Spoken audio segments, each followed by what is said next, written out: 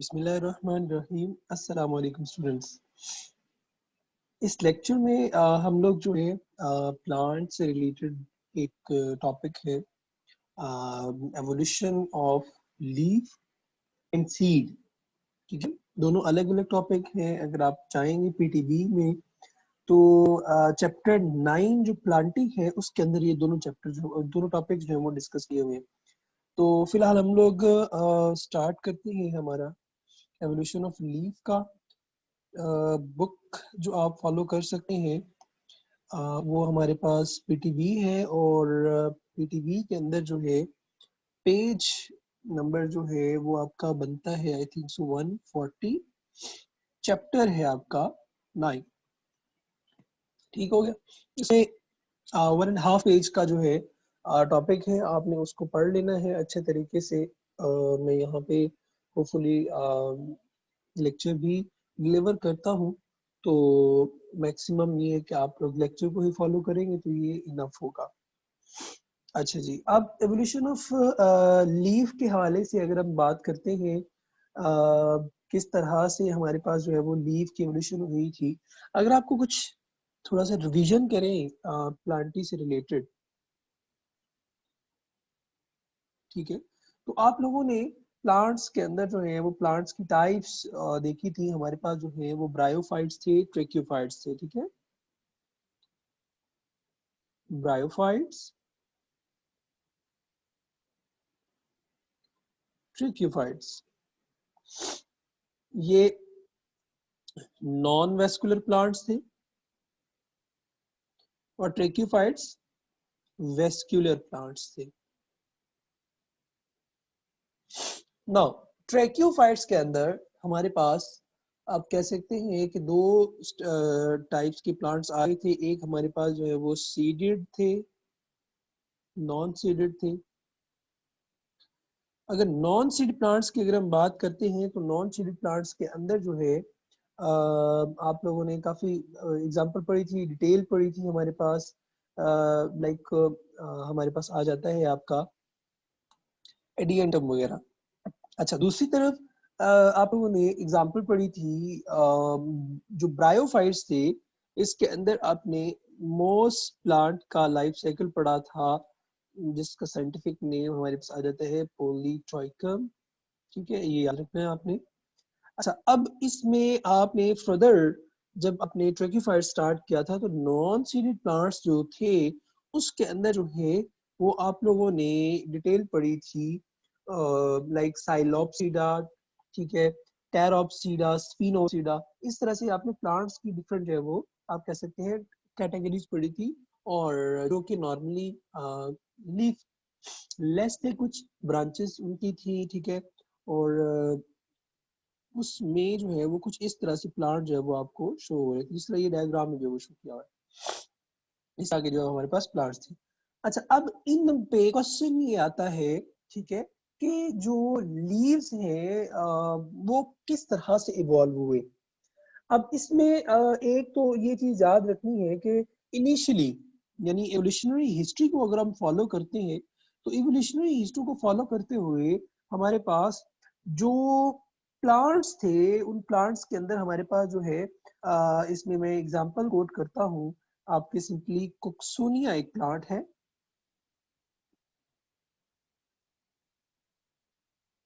ठीक, कुक्सुनिया जो प्लांट है याद रख लीजिएगा, ये सबसे पहले इनिशियली कहा जाता है कि एन अर्ली वेस्कुलर प्लांट है। समझ आ गई है, अर्ली वेस्कुलर प्लांट्स हैं। ठीक है, जो कि स्प्रिंजिया टिप्स पे जो है वो रखता है अपनी। अच्छा, अगर आपको याद हो एडियंटम, एडियंटम में क्या था, एडियंटम में क्या था, लीव था, और उस लीफ के लोअर रीजन के अंदर यहाँ पे सोराई थे, सोरस स्ट्रक्चर आपको याद होगा। तो उसकी यानी आप कह सकते थे वो जो लीव्स थी वो स्पोर बीरिंग थे। तो यहाँ पे क्या है कि वो जो टिप्स होती हैं, जिस तरह ये अगर फर्स्ट कले प्लांट एक डायग्राम मैंने शो की हुई है, तो वो कहते हैं कि इसकी टिप्स के ऊपर इस तरह से स्पोरेंजिया मौजूद है। तो इस तरह से अब क्या हुआ कि जो लीव्स की एवोल्यूशन है वो किस तरह से हुई, ठीक है। तो ये याद रखना है हमारे पास कि जो सिंपली जो कोक्सोनिया प्लांट था, इसमें हमारे पास रेनिया प्लांट भी जो है वो आ जाता है, ये भी एग्जांपल याद रखनी है। कोक्सोनिया एंड रेनिया प्लांट जो है, इनकी आप कह सकते हैं कि इस तरह से वो ब्रांचेस थी। इसको कहा जाता है नेकेड स्टेम, जो कि विदाउट लीव्स होता है। समझ आ गई? इसको कहा जाता है नेकेड स्टेम। मैं दोबारा रिपीट कर रहा हूँ, ठीक है। ब्रांचेस इस तरह से होंगी, लीव्स नहीं होंगे, और उसको क्या कंसीडर किया जाएगा? नेकेड स्टेम में वो कंसीडर किया जाएगा। तो याद रखना है हमारे पास कि सबसे पहले एक तो कोक्सोनिया और रेनिया प्लांट्स थे, ठीक है। एंड अर्ली वेस्कुलर प्लांट्स इनको कहा जाता है। अब एक और चीज आपने जो याद रखनी है वो हमारे पास आ जाती है लाइकोपोड्स, या लाइकोपोडियम भी इसको कह सकते हैं, लाइकोपोडियम। ना लाइकोपोडियम जो है हमारे पास फर्स्ट आप कह सकते हैं प्लांट है, फर्स्ट प्लांट, ठीक है। जो आप कह लो कि हमारे पास फर्स्ट प्लांट है जिसमें आप कह लें कि ट्रू लीव्स प्लस रूट्स आई। अब ये दो चीजें बड़ी इंपॉर्टेंट है, ट्रू लीव्स एंड रूट्स आई। अब इसका मतलब ये है कि जो इससे पहले वाले प्लांट्स थे, यानी इनसे पहले वाले थे, लाइकोपोड्स अगर पहला है, तो इससे पहले वाले जो हमारे पास प्लांट थे ना, उनके अंदर क्या सिनेरियो था कि अंडरग्राउंड स्टेम होता था इस तरह से। ये एक स्टेम है और इस तरह से, तो ये जो अंडरग्राउंड स्टेम था, ठीक है, अंडरग्राउंड स्टेम, अगर आपको याद हो आपने इसको नाम दिया था राइजोम का,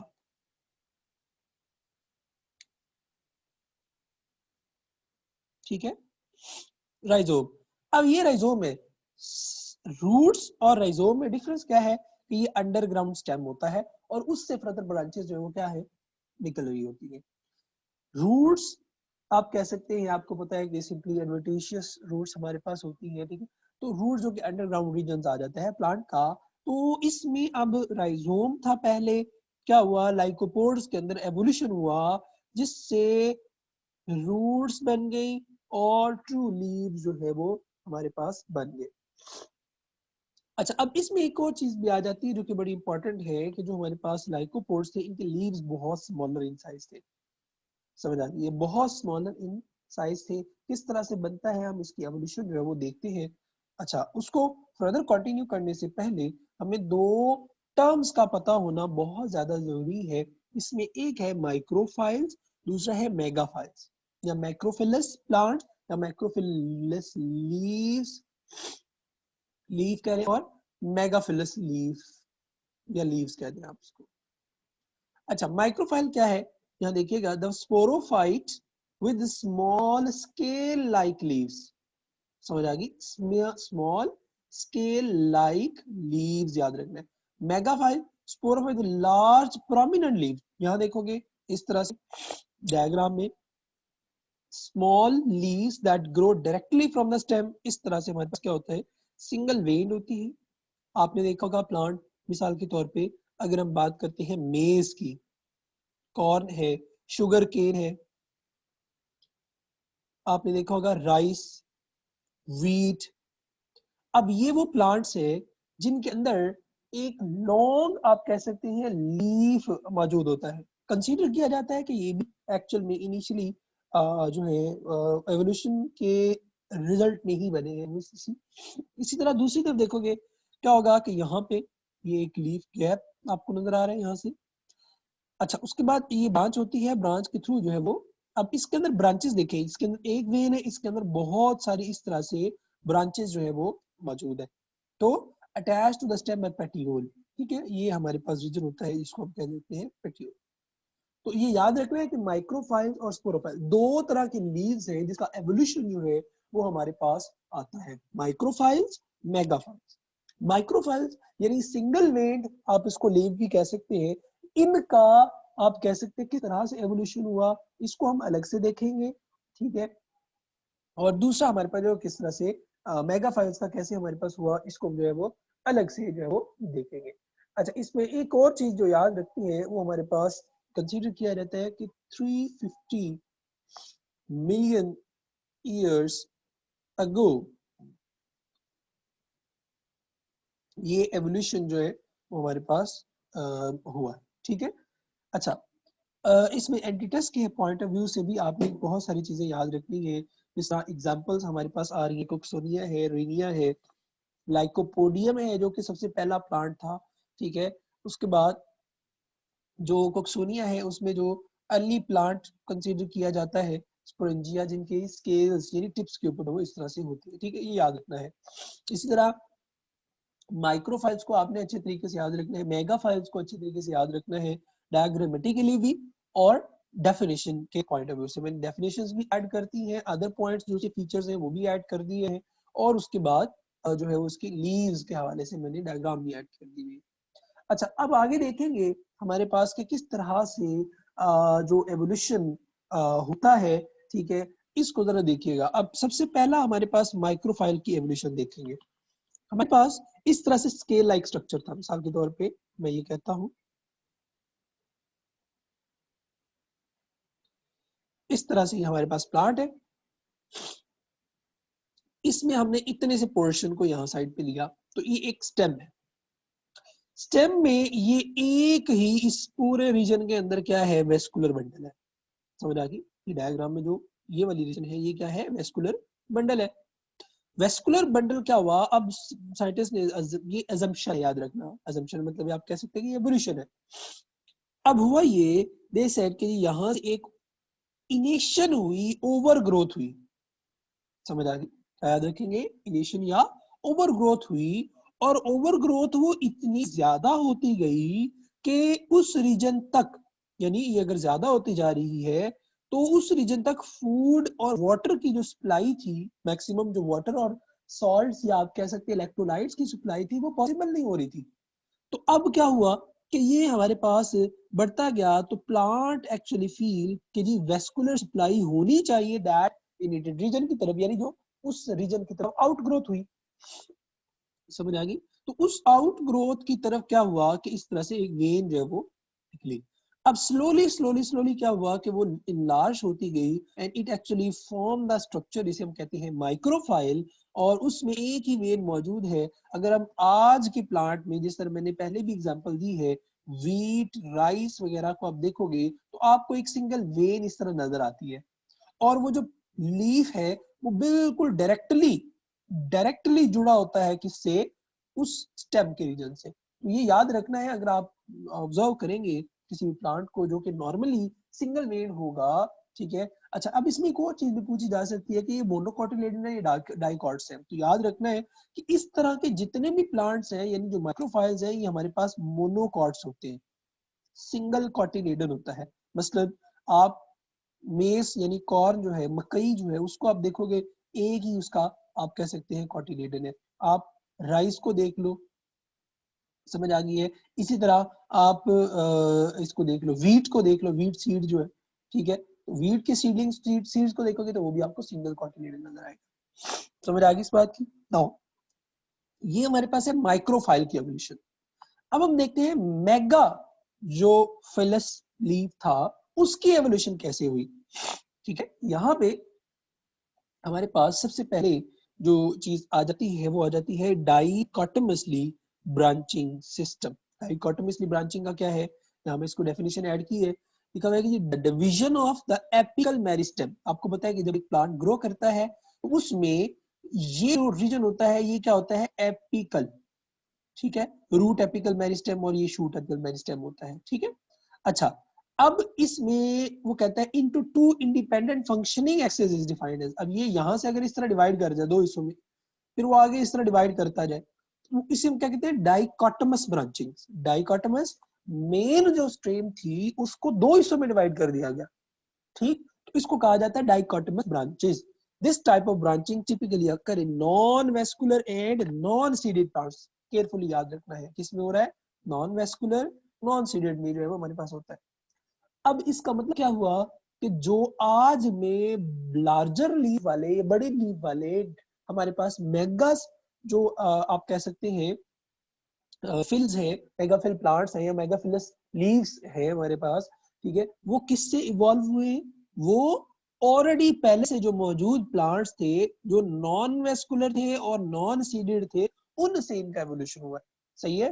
तो अब यहाँ देखेंगे आप, तो वो कहते हैं कि जी पहले हमारे पास इस तरह से यही लीफ था, जो सॉरी प्लांट था। इस प्लांट में क्या हुआ कि डाइकोटमस ब्रांचिंग सिस्टम हुआ, यानी ये देखेंगे आप, यहाँ से वो फर्दर जो है उसने कहा जी डाइकोटमस, और हर एक के अंदर जो ये आप देखेंगे ये वेस्कुलर टिश्यू जो है वो नजर आ रही है। अब क्या हुआ, ओवरटॉपिंग हुई, जिसमें क्या हुआ कि एक मेन थिकर स्टेम था और एक तरफ जो है वो क्या हुआ कि थिनर साइड ब्रांच स्टार्ट हुई, जिसके अंदर जो है वो ये डाइकोटमसली जो है क्या होगी, कंटिन्यूसली बहुत सारी ब्रांचेज है वो आना शुरू होगी। ठीक है, इस तरह से ये सारी। अब क्या हुआ, इसको नाम दिया जाता है ओवरटॉपिंग, यानी ओवरटॉपिंग हम कहते हैं अनइक्वल ब्रांचिंग। एक साइड थिन रीजन के अंदर अनइक्वली हमारे पास क्या हो गई, ब्रांचिंग स्टार्ट हो गई। उसके बाद क्या हुआ कि प्लेनेशन हुई। प्लेनेशन का मतलब क्या है कि ये जो ब्रांचेस थी वो इक्वल आप कह सकते हैं लेंथ के अंदर जो वो आनी शुरू होगी, इक्वल उनका साइज था, इक्वल उनका रीजन था। अब वो कहते हैं कि जी उनकी सराउंडिंग में क्या हो गई, वेबिंग हुई।